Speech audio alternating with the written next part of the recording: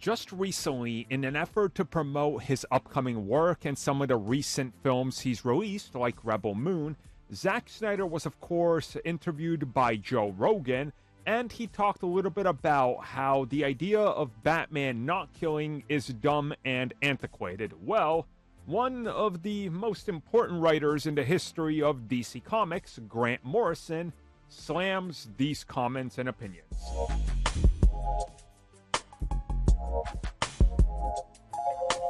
Just to clarify something I should have mentioned before, but I keep forgetting it because we talk about Grant Morrison only like maybe 2 or 3 times a year.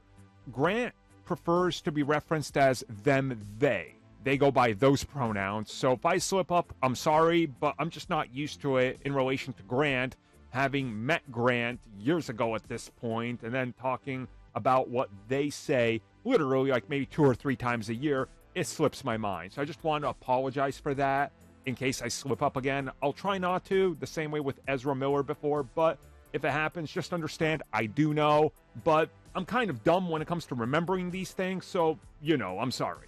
Anyways, Grant has been with DC Comics for a long time. For comics in general, Grant's been involved for a while.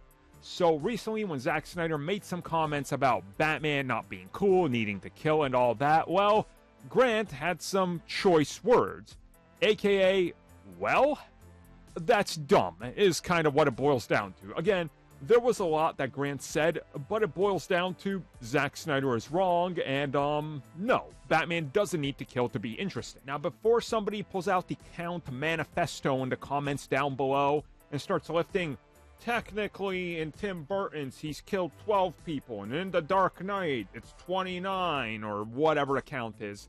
Yes, in the films, there is a tendency for Batman to kill. In the comics, for like 99.98% of the character's existence, they tended not to do that, and a lot of writers have focused on that trauma that Batman goes through as a child to use it to their advantage to not have him killed to write a stronger character.